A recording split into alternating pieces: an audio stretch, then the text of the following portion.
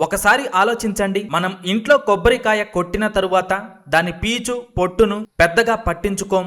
ఒకప్పుడు పనికిరాని చెత్తగా భావించిన ఈ కొబ్బరి వ్యర్థం ఈ రోజు ప్రపంచవ్యాప్తంగా కోట్ల రూపాయల బిజినెస్ గా మారిందంటే నమ్ముతారా? అంతేకాదు, ఈ పదార్థాన్ని ఒక చిన్న ఇటుక ముక్కలా మార్చి నీటిలో వేస్తే అది భారీగా ఉబ్బుతోంది. మొక్కలకు నీటిని నిల్వ ఉంచటంలో సహాయపడుతుంది, వేర్లకు గాలి అందేలా చేస్తోంది. మరి ఈ పదార్థం కోసం అమెరికా, చైనా, యూరప్ లాంటి దేశాలు పోటీ పడి మరి భారతదేశం నుండి కొనుగోలు చేస్తున్నాయి. అసలు ఏంటిది? కొబ్బరి చెత్త నుండి ఇది ఎలా తయారవుతుంది? ఒకప్పుడు ఉచితంగా దొరికిన ఈ వ్యర్థాన్ని ఒక వ్యక్తి కోట్ల రూపాయల బిజినెస్ గా ఎలా మార్చారు? వీడియో మొత్తం చూస్తే ఒక కొబ్బరి చెత్తతో ఇన్ని చేయగలమా అని మీరే ఆశ్చర్యపోతారు. అసలు కొబ్బరి చెత్తలో దాగి ఉన్న కోట్ల రూపాయల బిజినెస్ ఏంటో ఈ వీడియోలో చూద్దాం. వీడియో చాలా ఇంట్రెస్టింగ్ గా ఉండబోతోంది. ఎక్కడా మిస్ అవ్వకుండా చివరి వరకు చూడండి. అలాగే ఈ వీడియో నచ్చితే లైక్ చేసి మరిన్ని ఇంట్రెస్టింగ్ వీడియోల కోసం మన ఛానల్ని సబ్స్క్రైబ్ చేయండి. ముందుగా ఒక కొబ్బరి పొట్టును తీసుకుందాం. కొబ్బరి బయట పొట్టును ప్రాసెస్ చేసినప్పుడు అందులో నుంచి పొడవైన పీచు వస్తుంది. దీన్నే కాయిర్ ఫైబర్ అంటారు. ఈ పీచును ఉపయోగించి తాళ్లు, డోర్ మ్యాట్లు, మ్యాట్రిస్లు, బ్రష్లు ఇలాంటి అనేక ఉత్పత్తులు తయారు చేస్తారు.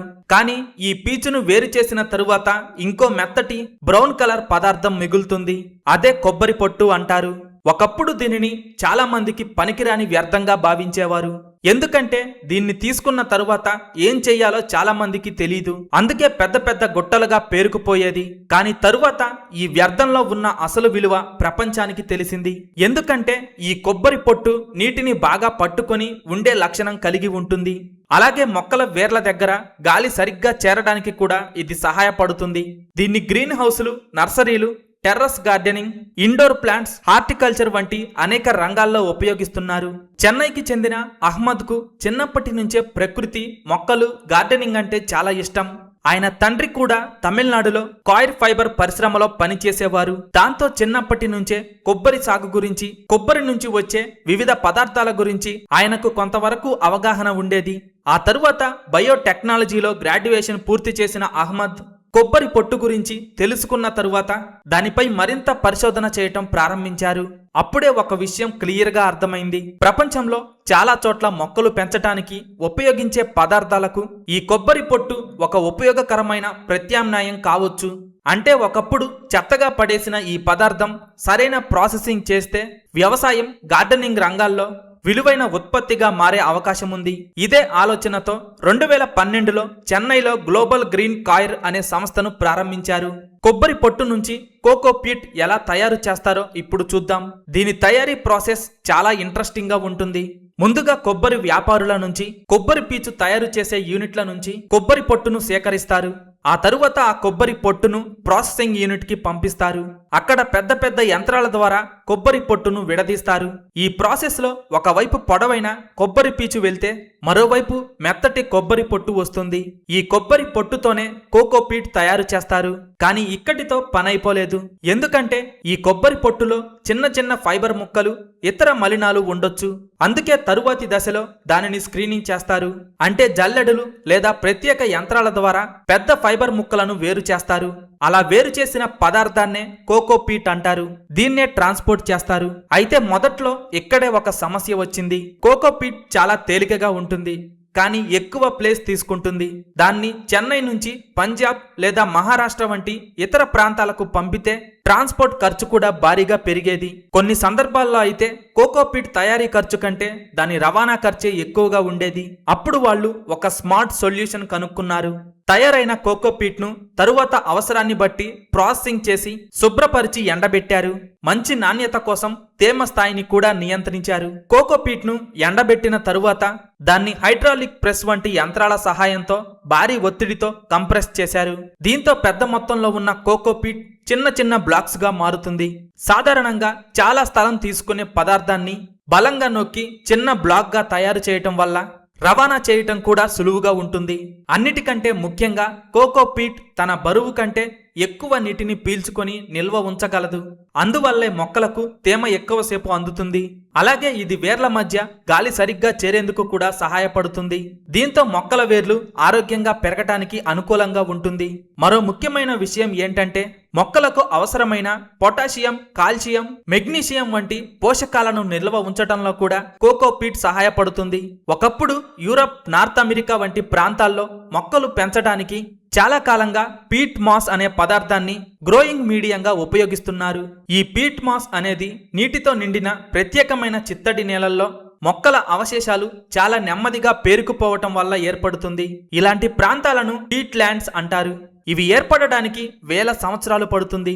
అత్యంత ఆశ్చర్యకరమైన విషయం ఏంటంటే ప్రపంచ భూభాగంలో సుమారు 3% మాత్రమే ఈ పీట్ ల్యాండ్స్ ఉన్నాయి. ప్రపంచంలోని అన్ని అడవుల కంటే సుమారుగా 2 రెట్ల ఎక్కువ కార్బన్ను తమలో నిల్వ ఉంచుతాయి. కానీ ఈ పీట్ మాస్ను తవ్వి తీసినప్పుడు లేదా చిత్తడి నేలలు దెబ్బతిన్నప్పుడు అందులో చాలా కాలం నిల్వ ఉన్న కార్బన్ డయాక్సైడ్ వాతావరణంలోకి విడుదలయ్యే ప్రమాదం ఉంది. ఇది వాతావరణ మార్పు సమస్యను మరింత పెంచుతుంది. అందుకే పీట్ మాస్కు ఆల్టర్నేటివ్గా పర్యావరణానికి తక్కువ నష్టం చేసే ప్రత్యామ్నాయాలను కనుక్కోవాలనే అవసరం పెరిగింది. ఆ సమయంలోనే ప్రపంచ దృష్టి కొబ్బరి పొట్టు నుంచి వచ్చే కోకోపీట్ వైపు మళ్లింది. కోకోపీట్ను తయారు చేస్తున్న గ్లోబల్ గ్రీన్ కాయిర్ కంపెనీ కేవలం 10% బిజినెస్ మాత్రమే భారత్ నుంచి వస్తోంది. మిగిలిన 90% బిజినెస్ విదేశాల నుంచి వస్తోంది. ప్రతి నెల ఈ కంపెనీ సుమారుగా 200 నుంచి 250 టన్నుల కోకోపీట్ను తయారు చేస్తుంది. కేవలం 4 లక్షల పెట్టుబడితో ఈ వ్యాపారాన్ని ప్రారంభించారు. మొదట అన్ని యంత్రాలను ఒకేసారి కొనలేదు. బిజినెస్ నుంచి వచ్చే ఆదాయంతో ఒక్కో యంత్రాన్ని ఒక్కో దశలో కొనుగోలు చేస్తూ కంపెనీ ప్రారంభించారు.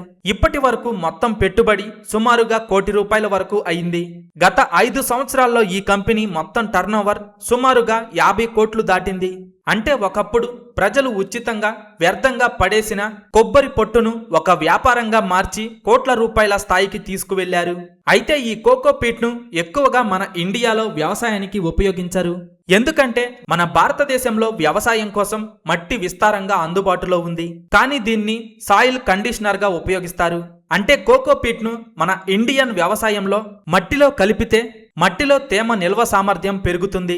వేర్లకు గాలి అందేలా చేయడానికి, మట్టి నిర్మాణాన్ని మెరుగుపరచడానికి ఉపయోగించవచ్చు. హార్టికల్చర్ రంగంలో కోకోపీట్ వినియోగం ఇప్పటికే పెరుగుతోంది. భవిష్యత్తులో మరింత మంది దీని ప్రయోజనాలను గుర్తిస్తారు. ముఖ్యంగా ఆర్గానిక్ ఫార్మింగ్ లో ఈ కోకోపీట్ ఎక్కువగా ఉపయోగిస్తారు.